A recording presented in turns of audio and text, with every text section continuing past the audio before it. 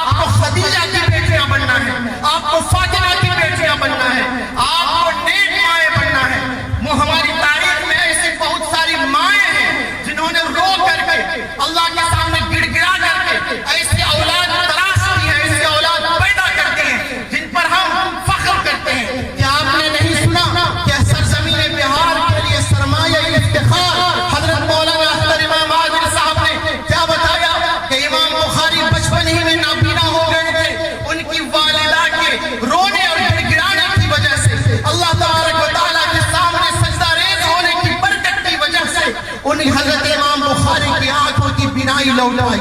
آج بھی آپ کی دعاؤں میں وہ تاثیر ہے جو بہترین نسل تیار کر سکتی ہے، جو بہترین اولاد پیدا کر سکتی ہے، جو سماج کو بہترین رخ پر ڈال سکتی ہے۔ ہماری بچیوں تمہیں ڈرنا نہیں ہے، تمہیں گھبرانا نہیں ہے، تمہارے سینے میں آج قرآن کریم کی روشنی ڈالی گئی ہے، حدیث کی روشنی ڈالی گئی ہے۔ اس روشنی کے سامنے ساری چیزیں مان پڑ جائیں گی۔ تم اس روشنی کو لے کر کے آگے بڑھو۔ اور ہم اپنے مسلمانوں سے کہتے ہیں کہ کیا آپ کو نہیں لگ رہا ہے کہ آج کے حالات میں اس طرح کے مدرسے کی ضرورت ہے؟ کیا آپ کو نہیں لگ رہا ہے آج چاروں طرف سے جو طوفان ہمارا سامنا کر رہا ہے، جو ہماری گھیرا بندیاں ہو رہی ہیں ملک میں بھی اور بیرون ملک میں بھی، جو قسم قسم کی سازشیں چل رہی ہیں، کیا ان سازشوں سے مضبوط پناہ گاہ کے لیے، مضبوط حصار کے لیے ان جیسے اداروں کی ضرورت نہیں ہے؟ بلا شبہ ہر غیرت مند مسلمان کہے گا کہ ضرورت ہے۔ اگر ہے تو آگے بڑھیے، اس ادارے کو مضبوط کیجیے، اس کے پیغام کو عام کیجیے۔ حضرت مولانا قمر انیس صاحب اور یہاں کے تمام لوگ، مولانا سہراب ندوی صاحب، آفتاب صاحب اور جتنے اساتذہ اور منتظمین ہیں، سب کے ہاتھوں میں ہاتھ ملائیے، سب کے ساتھ چلیے اور اس ادارے کی ترقی کے لیے آپ ہر قسم کی تعاون کے لیے تیار رہیے۔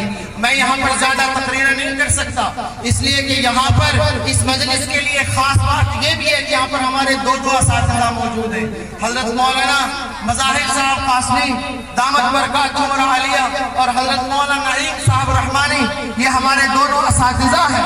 اور بھی بہت سارے علماء کرام کی فہرست جن کا تعارف آپ کے سامنے ہو چکا ہے۔ جامعہ دار خدیجہ میں عمارت شرعیہ کے بزرگان دین کی آمد ہے، جامعہ رحمانی کی آمد ہے، دارالعلوم دیوبند سے بھی یہ حقیر آیا ہوا ہے اگرچہ اسی علاقے کا ہے۔ اس نے بتا دیا ہے کہ یہ ادارہ بزرگوں کی نظر میں، ہماری بڑی تنظیموں اور اداروں کی نظر میں قابل اعتماد ہے۔ آپ کو اعتماد کرنا چاہیے اور اس کی ترقی میں ممکنہ تعاون پیش کرنا چاہیے۔ میں اسی پر اپنی تقریر ختم کرتا ہوں۔ وآخر دعوانا الحمدللہ رب العالمین۔